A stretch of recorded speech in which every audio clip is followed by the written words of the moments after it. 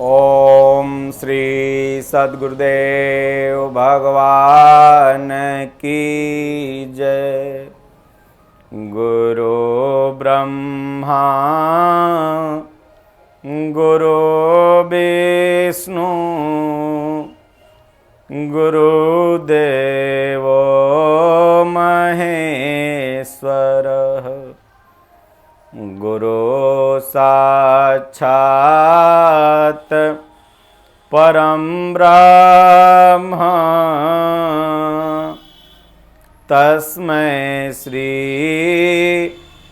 गुरुवे नमः।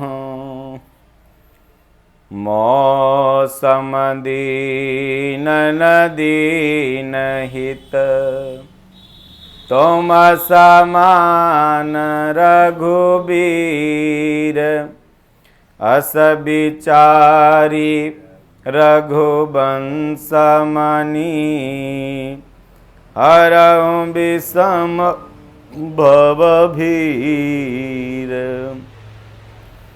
अखंड मंडलाकारं व्याप्तं येन चराचरं तदपदं दर्शितं येन तस्मै श्री गुरुवे नमः। त्वमेव माता च पिता त्वमेव त्वमेव बन्धु च सखा त्वमेव त्वमेव विद्या द्रविणं त्वमेव त्वमेव सर्वं मम देव देव। जेहि विधि होहि नाथ हित मोरा करहूँ सो बेगी दास मैं तोरा। मंगल भवन अमंगल हारी द्रबहु सो दशरथ अजिर बिहारी। बोलो जय सिया राम जय जय सिया राम। बोलो जय गुरुदेवम जय गुरुदेव। गुरु निराकार हैं महिमाय पार है। शरण में जो आ गया उसका बेड़ा पार है। जय गुरु चरण रेणु सिर धरहि ते जनु सकल विभव बस करहि। मौसमय हयनु भयउ न दूजे सब पायउ रज पावनि पूजे। जय गुरु पदया बुझय अनुरागी ते लोकहूँ बे दहूँ बड़ भागी। पापी हूँ जाकर नाम सुमिरी हैं सुमिरी सुमिरी भव सागर तरी हैं। कलिजुग केवल नाम आधारा सुमिरी सुमिरी नर उतरहि पारा। बोलो जय सिया राम जय जय सिया राम। जा पर कृपा राम कर होई ता पर कृपा करहि सब कोई। बिनु सतसंग विवेक न होई राम कृपा बिनु सुलभ न सोई। अब मोहि भा भरोस हनुमंता। बिनु हरि कृपा मिलहि नहीं संता। जो रघुबीर अनुग्रह कीन्हा, तो मोहिनाथ दरस तुम दीन्हा। बोलो जय सिया राम, जय जय सिया राम। राम कथा के तेई अधिकारी, जिनका हो सतसंगति अति प्यारी। राम कथा काली बिटप कुठारी, सादर सुनु गिरी राजकुमारी। राम कथा बोलो जय सिया राम, जय जय सिया राम। बोलो जय गुरुदेवम, जय गुरुदेव। सुख में सुमिरन ना किया, दुख में किया तू याद। कहाँ कबीरवा दास की, कौन सुने फरियाद। दुख में सुमिरन सब करे, सुख में करे न कोय। जो सुख में सुमिरन करे, तो दुख काहे हो। बोलिए श्री सद्गुरुदेव भगवान की जय। श्री रामचरितमानस हिंदी टीका भाग 32 भरत प्रसंग। गोस्वामी तुलसीदास जी कहते हैं कि कौशल राज दशरथ जी सोच करने योग्य नहीं हैं, जिनका प्रभाव 14 लोकों में प्रकट है। हे भरत, तुम्हारे पिता जैसा राजा न तो हुआ है और न भविष्य में कभी होगा। ब्रह्मा विष्णु शिव इंद्र और दिक्पाल सभी दशरथ जी के गुणों की कथाएं कहा करते हैं। हे तात, कहो उनकी बड़ाई कोई किस प्रकार करेगा, जिनके श्री राम लक्ष्मण जी जैसे, शत्रुघ्न और भरत जैसे पुत्र हों। राजा सब प्रकार से बड़भागी थे, उनके लिए विषाद करना व्यर्थ है। यह सुन और समझकर सोच का परित्याग करो और राजा की आज्ञा सिर पर चढ़ाकर अयोध्या का राज करो। राजा ने राजपद तुमको दिया है, पिता का वचन तुम्हें सत्य करना चाहिए। जिन्होंने वचन के लिए ही प्रभु श्री रामचंद्र जी का त्याग कर दिया हो और राम विरह की अग्नि में अपने शरीर को जला डाला हो। राजा को वचन प्रिय थे, प्राण नहीं थे प्रिय। इसलिए हे तात, पिता के वचनों को प्रमाण अर्थात सत्य करो। राजा की आज्ञा सिर पर चढ़ाकर पालन करो और इसमें तुम्हारी सब तरह से भलाई है। परशुराम जी ने पिता की आज्ञा रखी और माता का सर काट डाला। सब लोग इस बात के साक्षी हैं। राजा ययाति के पुत्र पिता को अपनी जवानी दे दी। पिता की आज्ञा पालन करने से उन्हें पाप और अपयश नहीं हुआ। जो अनुचित और उचित का विचार छोड़कर पिता के वचनों का पालन करते हैं, वे यहाँ सुख और सुयश के पात्र होकर अंत में इंद्रपुरी अर्थात स्वर्ग में निवास करते हैं। राजा का वचन अवश्य सत्य करो, शोक त्याग दो और प्रजा का पालन करो। ऐसा करने में स्वर्ग से राजा दशरथ जी संतोष पावेंगे और तुमको पुण्य और सुंदर यश मिलेगा, दोष नहीं लगेगा।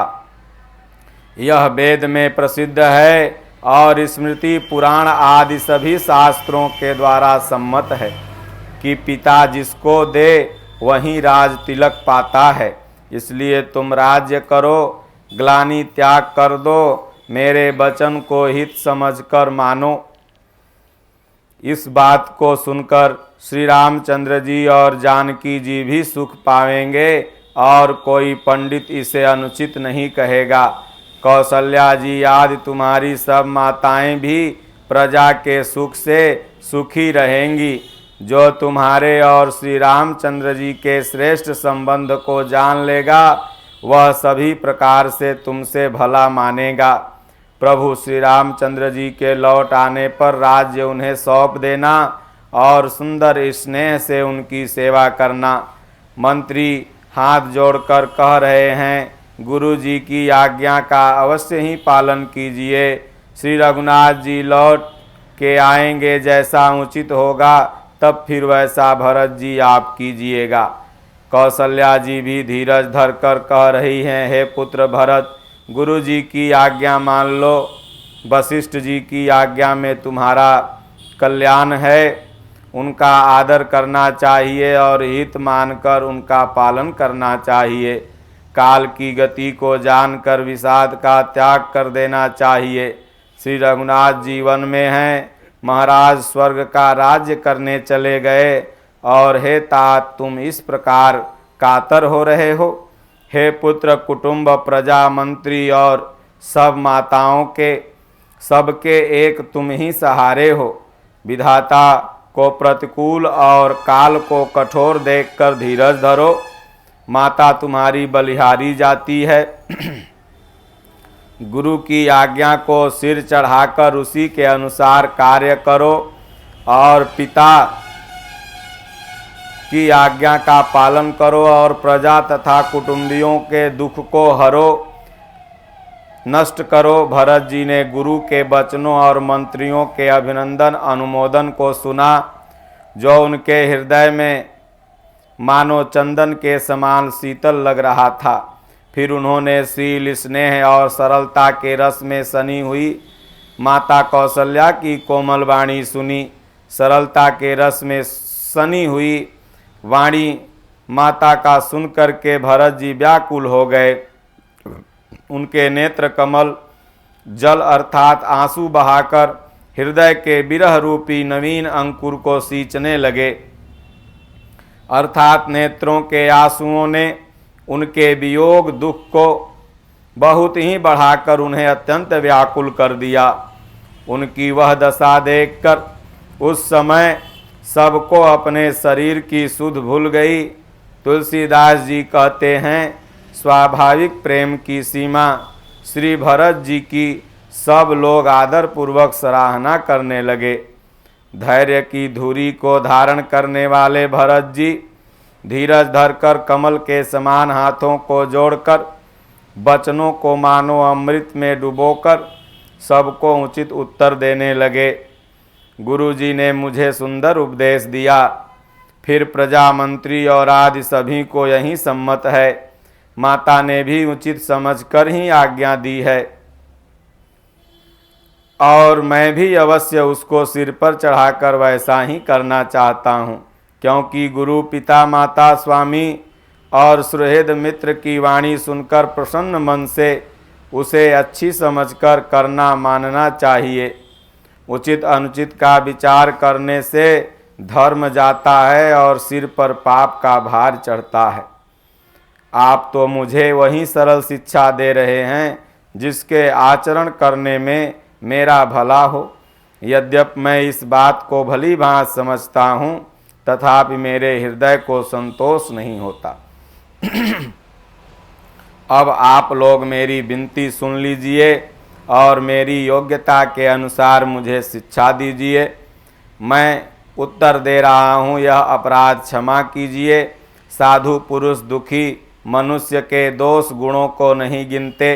पिताजी स्वर्ग में हैं, सीताराम जी वन में हैं और मुझे आप राज्य करने के लिए कह रहे हैं, इसमें आप मेरा कल्याण समझते हैं या अपना कोई बड़ा काम होने की आशा रखते हैं? मेरा कल्याण तो सीतापति श्री राम जी की चाकरी में है और उसे माता की कुटिलता ने छीन लिया। मैंने अपने मन में अनुमान करके देख लिया है कि दूसरे किसी उपाय से मेरा कल्याण नहीं है। यह शोक का समुदाय राज्य लक्ष्मण श्री रामचंद्र जी और माता सीता के चरणों को देखे बिना किस गिनती में है? इसका क्या मूल्य है? जैसे कपड़ों के बिना गहनों का बोझ व्यर्थ होता है, वैराग्य के बिना ब्रह्म विचार व्यर्थ है। रोगी शरीर के लिए नाना प्रकार के भोग व्यर्थ हैं। श्री हरि की भक्ति के बिना जप और योग व्यर्थ है। जीव के बिना सुंदर देह व्यर्थ है। वैसे ही भगवान श्री रामचंद्र जी के बिना मेरा सब कुछ व्यर्थ है। मुझे आज्ञा दीजिए, मैं प्रभु श्री रामचंद्र जी के पास जाऊं और एक ही आंख अर्थात निश्चय पूर्वक मेरा हित इसी में है और मुझे राजा बनाकर आप अपना भला चाहते हैं। यह भी आप स्नेह की जड़ता अर्थात मोह के वश होकर ही कह रहे हैं। कैकेयी के पुत्र कुटिल बुद्धि राम विमुख और निर्लज्ज मुझसे अधम के राज्य से आप मोह के वश होकर सुख चाहते हैं। मैं सत्य कहता हूँ, आप सब सुनकर विश्वास करें। धर्मशील को ही राजा होना चाहिए। आप मुझे हट करके क्यों राज्य दे रहे हैं? पृथ्वी पाताल में धंस जाएगी। मेरे समान पापों का घर कौन होगा जिसके कारण माता सीता और श्री राम जी का वनवास हुआ? राजा ने श्री राम जी को वन दिया और उनके बिछुड़ते ही स्वयं स्वर्ग को चले गए और मैं दुष्ट और सारे अनर्थों का कारण हूँ। होश हवास में बैठा सब बातें सुन रहा हूँ। प्रभु श्री रघुनाथ जी से रहित घर को देखकर और जगत का उपहास सहकर भी मेरे प्राण नहीं निकल रहे। इसका यही कारण है कि ये प्राण प्रभु श्री रामचंद्र जी के पवित्र विषय रस में आसक्त नहीं है। ये लालची भूमि और भोगों के ही भूखे हैं। मैं अपने हृदय की कठोरता कहाँ तक कहूँ, जिसने वज्र का भी तिरस्कार करके बड़ाई पाई। कारण से कार्य कठिन होता है, इसमें मेरा दोष नहीं है। हड्डी से वज्र और पत्थर से लोहा भयानक होता है। कैकेयी से उत्पन्न देह में प्रेम करने वाले ये पामर प्राण भरपेट अर्थात पूरी तरह से अभागे हैं। जब प्रिय के वियोग में ही मुझे प्राण प्रिय लग रहे हैं, तब अभी आगे और मैं बहुत कुछ देखूं सुनूंगा। लक्ष्मण श्री राम जी और माता सीता जी को वन दिया, स्वर्ग भेजकर पति का कल्याण किया, स्वयं विधवापन और अपयश लिया, प्रजा को शोक और संताप दिया और मुझे सुख सुंदर यश और उत्तम राज्य दिया। कैकेयी ने सभी का काम बना दिया। इसी में अच्छा अब मेरे लिए क्या होगा, उस पर भी आप लोग मुझे राज तिलक देने को कहते हैं। कैकेयी के पेट से जगत में जन्म लेकर यह मेरे लिए कुछ भी अनुचित नहीं है। मेरी सब बात तो विधाता ने बना दी, उसमें प्रजा और पंच आप लोग क्या सहायता कर रहे हैं? जिसे कुग्रह लगे हों अथवा पिशाचग्रस्त हो, फिर जो वायु रोग से पीड़ित हो और उसी को फिर बिच्छू का डंक मार दे, उसको यदि मदिरा पिलाई जाए तो कहिए यह कैसा इलाज है? कैकेयी के लड़के के लिए संसार में जो कुछ योग्य था चतुर्विधाता ने मुझे वहीं दिया, पर दशरथ जी का पुत्र और राम का छोटा भाई होने की बड़ाई मुझे विधाता ने व्यर्थ ही दी। आप सब लोग भी मुझे टीका अर्थात राज्य देने के लिए कह रहे हैं। राजा की आज्ञा सभी के लिए अच्छी है। मैं किस किस प्रकार से उत्तर दूं? जिसकी जैसी रुचि है आप लोग सुखपूर्वक वहीं कहें। मेरी कुमाता कैकेयी समेत मुझे छोड़कर कहिए, और कौन कहेगा यह काम अच्छा किया। जड़ चेतन जगत में मेरे सिवाय और कौन है जिसको श्री सीताराम जी प्राणों के समान प्यारे न हों। जो परम हानि है उसी में सबको बड़ा लाभ दिख रहा है। मेरा बुरा दिन है, किसी का दोष नहीं। आप सब जो कुछ कहते हैं सो सब उचित ही है, क्योंकि आप लोग संशयशील और प्रेम के वश भगवान श्री रामचंद्र जी की माता बहुत ही सरल हृदय है और मुझ पर उनका विशेष प्रेम है, इसलिए मेरी दीनता देखकर वे स्वाभाविक स्नेहवश ही कह रही हैं।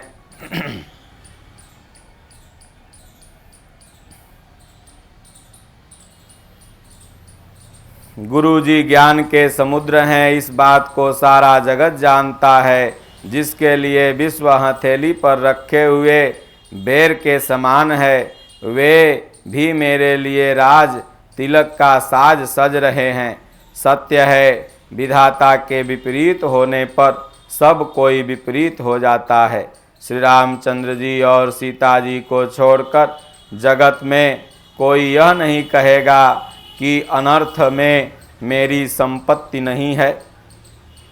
मेरी सम्मत जरूर है, मैं उसे सुखपूर्वक सुनूंगा और सहूँगा, क्योंकि जहाँ पानी होता है वहाँ अंत में कीचड़ भी होता है। मुझे इसका डर नहीं कि जगत मुझे बुरा कहेगा, और न मुझे परलोक का ही सोच है। मेरे हृदय में तो बस एक ही दुसह दानावल धधक रहा है कि मेरे कारण भगवान बन गए दुखी हुए। जीवन का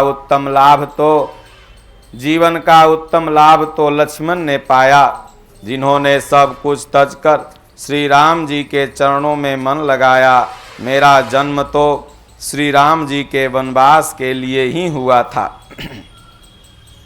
मैं अभागा झूठ मूठ का क्या पछता रहा हूँ। सबको सिर झुकाकर और अपनी दारुण दीनता कहता हूँ, श्री रघुनाथ जी के चरणों के दर्शन किए बिना मेरे जी के जलन को कोई दूर नहीं कर सकता। मुझे दूसरा कोई उपाय नहीं सूझता। भगवान श्री राम जी के बिना मेरे हृदय की बात कौन जान सकता है। मन में एक ही आक निश्चय पूर्वक यही है कि प्रातः काल प्रभु श्री राम जी के पास चल दूंगा। यद्यपि मैं बुरा हूँ और अपराधी हूँ और मेरे ही कारण यह सब उपद्रव हुआ है, तथापि श्री राम जी मुझे शरण में सन्मुख आया हुआ देखकर सब अपराध क्षमा करके मुझ पर विशेष कृपा करें। श्री रघुनाथ जी शील, संकोच, अत्यंत सरल स्वभाव, कृपा और स्नेह के घर हैं। श्री राम जी ने कभी शत्रु का अनिष्ट नहीं किया। यद्यपि टेढ़ा हूँ पर हूँ तो उनका बच्चा और गुलाम ही। आप पंच सब लोग भी इसी में मेरा कल्याण मानकर सुंदर वाणी से आज्ञा और आशीर्वाद दीजिए, जिसमें मेरी विनती सुनकर और मुझे अपना दास जानकर भगवान राजधानी को लौट आवें। यद्यपि मेरा जन्म कुमाता से हुआ है और मैं दुष्ट और सदा दोष युक्त हूँ, तो भी मुझे भगवान पर भरोसा है कि वो मुझे अपना जानकर त्यागेंगे नहीं। भरत जी के वचन सबको प्यारे लगे, मानो वो श्री राम जी के प्रेम रूपी अमृत में पगे हुए हैं। श्री राम वियोग रूपी भीषण विष से सब लोग जले हुए थे। वे मानो बीज सहित मंत्र को सुनते ही जाग उठे हों। माता, मंत्री, गुरु, नगर के स्त्री पुरुष सभी स्नेह के कारण बहुत ही व्याकुल हो गए। सब भरत जी को सराह कर आपका शरीर श्री राम जी की साक्षात प्रेम मूर्ति है। हे तात भरत, आप ऐसा क्यों कह रहे हैं?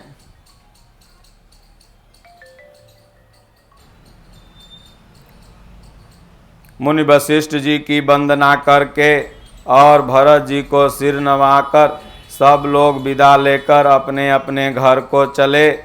जगत में भरत जी का जीवन धन्य है, इस प्रकार कहते हुए वे उनके शील और स्नेह की सराहना करते जाते हैं। आपस में कहते हैं, बड़ा काम हुआ। सभी चलने की तैयारी करने लगे भगवान को मनाने के लिए। कोई कोई कहता है कि रहने के लिए किसी को भी मत कहो।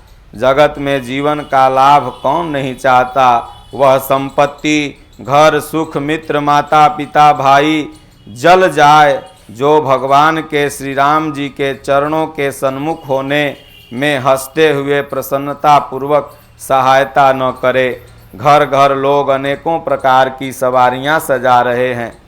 हृदय में बड़ा हर्ष है कि सवेरे चलना है। भरत जी ने घर जाकर विचार किया कि नगर, घोड़े, हाथी, महल, खजाना आदि सारी संपत्ति श्री रघुनाथ जी की है। यदि उसकी रक्षा की व्यवस्था किए बिना उसे ऐसे ही छोड़कर चल दूं तो परिणाम में मेरी भलाई नहीं है, क्योंकि स्वामी का द्रोह सब पापों में शिरोमणि श्रेष्ठ है। सेवक वही है जो स्वामी का हित करे, चाहे कोई करोड़ों दोष क्यों न दे। भरत जी ने ऐसा विचार कर ऐसे विश्वास पात्र सेवकों को बुलाया जो कभी स्वप्न में भी अपने धर्म से अलग नहीं हो सकते। भरत जी ने उनको सब भेद समझाकर फिर उत्तम धर्म बतलाया और जो जिस योग्य था उसे वहीं काम पर नियुक्त कर दिया। सब व्यवस्था करके रक्षकों को रखकर भरत जी राम माता कौशल्या जी के पास गए। स्नेह के सुजान, प्रेम तत्व को जानने वाले भरत जी ने सब माताओं को आर्त दुखी जानकर उनके लिए पालकियां तैयार की और सुखासन सजाने को कहा। नगर के नर नारी चकवे चकवी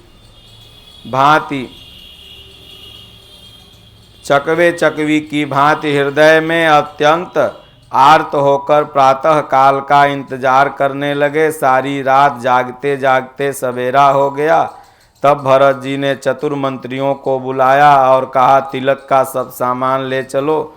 वन में ही मुनि वशिष्ठ जी भगवान श्री रामचंद्र जी को राज्य देंगे, जल्दी चलो। यह सुनकर मंत्रियों ने वंदना की, तुरंत घोड़े, रथ, हाथी सजा दिए।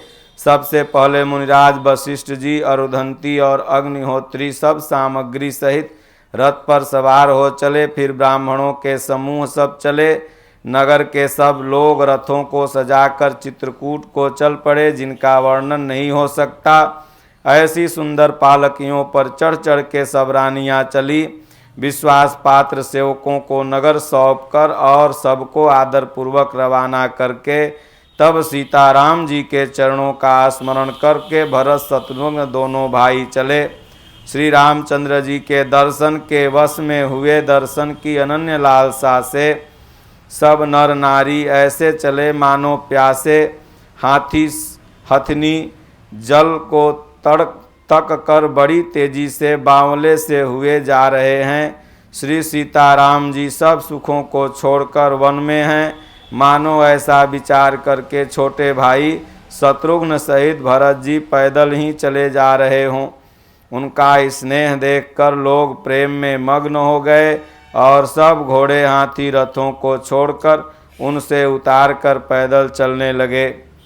तब श्री रामचंद्र जी की माता कौशल्या जी भरत जी के पास जाकर अपनी पालकी उनके समीप खड़ी करके कोमल वाणी में बोली, बेटा तुम रथ पर चढ़ जाओ, नहीं तो सारा प्यारा परिवार दुखी हो जाएगा। तुम्हारे पैदल चलने से सभी लोग पैदल चलेंगे। शोक के मारे सब दुबले हो रहे हैं, पैदल रास्ते चलने योग्य नहीं हैं। माता की आज्ञा सिर पर चढ़ाकर भरत जी भी रथ पर सवार हो गए। दूध पीते, फलाहार खाते, कुछ लोग रात को एक ही बार भोजन करते। भूषण और भोग विलास को सब छोड़कर सब लोग श्री रामचंद्र जी के लिए नियम व्रत करते। रात भर सई नदी के तीर पर निवास करके सवेरे वहाँ से चल दिए और सब श्रृंगवेरपुर जा पहुँचे। निषाद राज ने जब समाचार सुना तो वह दुखी होकर हृदय में विचार करने लगा कि क्या कारण है जो भरत वन को जा रहे हैं। मन में कुछ कपट भाव अवश्य है, यदि उनमें कुटिलता न होती तो साथ में सेना क्यों लेके जाते। समझते हैं कि छोटे भाई लक्ष्मण सहित श्री राम जी को मारकर सुख से निष्कंटक राज्य करूँगा। भरत ने हृदय में राजनीति को स्थान नहीं दिया, राजनीति का विचार नहीं किया। तब पहले तो कलंक ही लगा था, अब तो जीवन से भी उनको हाथ धोना पड़ेगा। संपूर्ण देवता और दैत्य वीर जुट जाएं तो भी श्री राम जी को रण में जीतने वाला कोई नहीं है। भरत जो ऐसा कर रहे हैं इसमें आश्चर्य ही क्या है। विष की बेल में अमृत का फल कभी नहीं लगता। ऐसा विचार कर गुह निषाद राज ने अपनी जाति वालों से कहा कि सब लोग सावधान हो जाओ। नाविकों को